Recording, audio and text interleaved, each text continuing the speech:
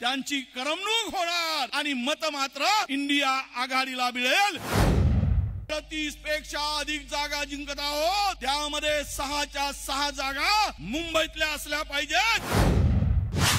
मराठवाड्यात सुद्धा महायुतीचा दारुण पराभव होईल आणि त्या मराठवाड्यातील 8ही जागा इंडिया आघाडी जिंकेल, हा सुद्धा विश्वास मी आपल्याला देतो आहे। अरे लोकांची घरं फोडून, लोकांचे दरवाजे चोरून शिवसेनेचा दरवाजा चोरला, राष्ट्रवादीचा दरवाजा चोरला, आमची एक खिडकी नेली। आता पुन्हा ज्याला दुसऱ्याचं पोर कडेवर घेणार नाही म्हणून सांगत होते, तो झरोका सुद्धा काढून नेलाय। म्हणजे दरवाजे चोरलेत, खिडक्याही चोरल्या आणि झरोकाही काढला। अरे 10 वर्ष जर काम केलं असतात तर लोकांचा पक्ष फोडायची आवश्यकता पडली नसती। म्हणून तुमचं अपयश आणि पराभव हे इथेच दिसतो आहे। आणि महाराष्ट्र हा छत्रपती शिवरायांचं राष्ट्र, याच ठिकाणी तुमच्या पराजयाची कबर खोदली जाईल आणि इथेच तुम्हाला गाडून महाराष्ट्र देशामध्ये इंडिया आघाडीचा झेंडा फडकवल्याशिवाय राहणार नाही, हा विश्वास मी आपल्या सर्वांना देतो आहे। बांधवांनो, खरं तर आपले अनेक प्रश्न या ठिकाणी आहेत, परंतु आमचे मुखिया हे जरा भांबवलेल्या अवस्थेमध्ये आहेत। याचं कारणच असं आहे की मुद्दे आता त्यांच्याकडे काही राहिले नाही। 10 वर्ष आम्हाला अपेक्षा होती की 2014 मध्ये यांनी मतं मागितली, ती विकासाच्या नावानं मतं मागितली। 2019 मध्ये 5 वर्ष काम न केल्यामुळे शहीदाच्या नावानं मतं मागायची पाळी आली आणि 2024 मध्ये यांना भगवान के नाम दे दे बाबा म्हणायची पाळी आली, म्हणजे भीक मागायची पाळी आली। तरी पण लोक यांना साथ देत नाहीत। महाराष्ट्रातील मुंबईकरांनी ठरवलं आहे, पश्चिम महाराष्ट्रापासून आम्ही फिरून आलो, मुंबईच्या 6 जागा इंडिया आघाडी आणि महाविकास आघाडी जिंकेल, हे सर्वत्र वातावरण आहे। तुमची साथ मिळाली, हा जनतेचा उत्स्फूर्त प्रतिसाद, ही सभा जी होते आहे, मला विचारलं एकाने की म्हणे राज ठाकरे त्या सभेला जाणार आहेत। मी म्हणलं काय फरक पडेल, 19 मध्ये काय झालं, किती वेळा आपली भूमिका बदलवतात, त्यांना कोण व्हॅल्यू देईल, त्यांना फक्त एक सेलिब्रिटी म्हणून बघतात लोक। आमच्याकडे कुठला इव्हेंट असला तर आम्ही सेलिब्रिटीला बोलवतो, जाण्या येण्याचं तिकीट देतो, बंद पाकिटात बिदागी देतो आणि त्यांना रवाना करतो सन्मानानं। मला माहित नाही की बीजेपीनी या सेलिब्रिटीला बंद पाकिटमध्ये काय दिलं, जाण्या येण्याचा तिकीट दिलं की नाही हे मला माहित नाही, पण लोकांची भरपूर करमणूक करायसाठी भारतीय जनता पक्षाने एक सेलिब्रिटी मात्र आणला, एवढाच त्याचा अर्थ आहे। त्यांची करमणूक होणार आणि मत मात्र इंडिया आघाडीला मिळेल, हा विश्वास मला वाटतो आहे। त्यासाठी आपल्याला विनंती आहे की पंतप्रधान 30 सभा 29 सभा महाराष्ट्रात मध्ये झालेल्या आहेत। काल परवा घाटकोपरची घटना झाली, प्रशासनाच्या अनास्थेचे बळी 16 लोकांना जीव गमवावा लागला। रेस्क्यू ऑपरेशन तिकडे सुरू होता, तरी पण देशाचे पंतप्रधान मृतांच्या छाताळावर पाय ठेवून त्या ठिकाणून रॅली काढतात. मुंबई दुःखात होती, त्यांची यांना पर्वा नाही. यांना पर्वा, यांना चिंता फक्त मताची आहे. यांना चिंता लोकांच्या जीवाची नाही. सत्तेसाठी सत्ता पिपासू लोक मेले, मुंबई गेली तरी फरक पडणार नाही, कारण मुंबईचे लुटारू म्हणून ते त्या ठिकाणी उपस्थित आहेत. मुंबईचा उद्ध्वस्त करण्याचं काम सुरू झालेलं आहे. म्हणून आपल्याला मी एवढंच सांगेल की बांधवानं, शेतकरी उद्ध्वस्त झाला. 10 वर्षामध्ये 2 लाख शेतकऱ्यांनी आत्महत्या केल्या. जीएसटीच्या नावानं सामान्य माणसाला उद्ध्वस्त केलं आणि वरून गरिबावर जीएसटी लावली, शेतकऱ्यावर जीएसटी लावली. अरे सरकार कुठल्या कोणासाठी आहे? श्रीमंतासाठी आहे की गरिबासाठी आहे? गरिबांना लुटण्याचं काम झालं, श्रीमंतांना वाटण्याचं काम झालं.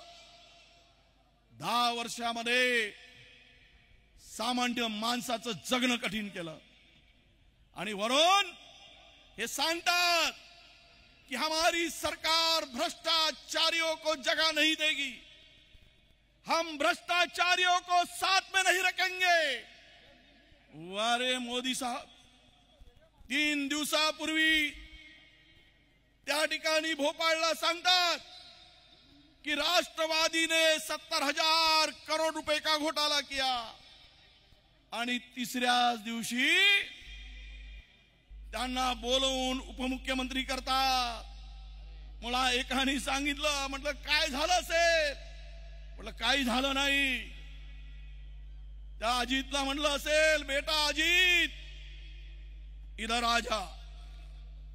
कितना खाया? सरदार 70,000 करोड़ खाया. अरे बहुत कम खाया, ये तिजोरी की चाबी ले जा और इससे डबल खा जा. मेरा आशीर्वाद है तुम पे.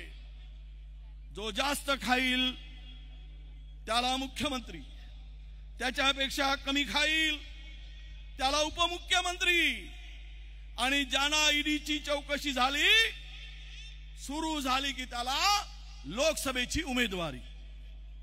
असं चाललंय. देश लुटणाऱ्यांना सोबत घेऊन इमानदारीच्या गोष्टी सुरू झाल्या आहेत. म्हणून तुम्हाला मी विनंती करायला आलोय, मुंबईकरांना, महाराष्ट्रामध्ये आम्ही 38 पेक्षा अधिक जागा जिंकत आहोत. त्यामध्ये 6च्या 6 जागा मुंबईतल्या असल्या पाहिजेत. यासाठी आपल्याला जीवाचं उद्या 2 दिवस करायचंय काम. 6 जागा. आता मला काही मीडियाने विचारलं की त्यांनी तुमची सभा आणि त्यांची सभा. मी म्हटलं ही सभा विजयाचा संकल्प करणारी सभा आहे. ही सभा विजयाचा मुहूर्त मेळ रोवणारी सभा आहे. मला सांगितलं की राहुलजी आले नाहीत. राहुलजींनी 8,000 किलोमीटरचा प्रवास करून या देशातील लोकांची मन जाणली. लोकांमध्ये जे विष पेरलं होतं, लोकांमध्ये, समाजामध्ये, धर्मामध्ये जी तेढ निर्माण करून त्यांनी समाज आणि देश विभागण्याचं काम केलं, ते जोडण्याचं काम राहुल गांधींनी केलेलं आहे. आणि तेच काम म्हणून राहुलजींनी महिन्याभरापूर्वी भारत जोडोच्या माध्यमातून या ठिकाणी आले होते. त्यामुळे ते आज उपस्थित राहिले नाहीत. पण राहुलजींनी मात्र संपूर्ण देशामध्ये नरेंद्र मोदींना सडो की पळो करून सोडला आहे. म्हणून त्यांना विकासावर बोलता येत नाही, तर ते केवळ भारत, पाकिस्तान, हिंदू, मुसलमान, मंदिर, मस्जिद करत बसले आहेत. काय बोलावं? आमच्या जाहीरनाम्यावर बोललेत, कांग्रेस मंगलसूत्र निकाल लेगी, 2 भैंसे होगी तो 1 भैंस भी ले जाएगी। कुठून हा शोध आणतात माहित नाही। झूड तरी बोलावं किती बोलावं, खोट बोलावं किती बोलावं, आणि यांना खोट बोलणं म्हणजे तोंड उघडलं की यांच्या मुखातून खोटेपणा निघतो। असा कोणीही यापूर्वी या देशामध्ये पाहिलं नाही। असे पंतप्रधान आपल्याला लागतायत। म्हणून तुम्हाला विनंती आहे, उद्याचा दिवस भारताच्या स्वातंत्र्याची दुसरी लढाई जिंकणार आहे। 1947 मध्ये भारत स्वतंत्र झाला, इंग्रजातून मुक्त झाला। पण येत्या 20 तारखेला तुम्ही मतदान करून मुंबईकरांनो, देशाचं संविधान वाचवण्यासाठी, देशाची लोकशाही टिकवण्यासाठी तुम्हाला कोणत्याही परिस्थितीमध्ये तुमचं मत हे महाविकास आघाडीला पडलं पाहिजे आणि दुसरी लढाई आपण जिंकण्यामध्ये आपल्या मताचा वाटा असला पाहिजे, हे आपण आता ठरवलं पाहिजे। म्हणून एक शायर कहते, शेवट सांगतो आणि माझं भाषण या ठिकाणी संपवतो। ज्या बाबासाहेबांनी तुम्हाला आम्हाला जो संविधान दिला आहे, त्या संविधानावर बाबासाहेबांना वंदन करतो की तो चंद्र सूर्य असेपर्यंत ते संविधान आमच्या देशातील सर्वसामान्य माणसाचं रक्षण करत राहील, तो कवच म्हणून काम करत राहील। त्यामुळे संविधानाच्या रक्षणासाठी एक या महायुगपुरुषांनी आपल्याला ते कवच दिलाय, त्याचं रक्षण आपण करूया। बाबा, रुतबा मेरे सर को तेरे संविधान से मिला है। बाबा साहब, रुतबा मेरे सर को तेरे संविधान से मिला है। ये सम्मान भी मुझे तेरे संविधान से मिला है।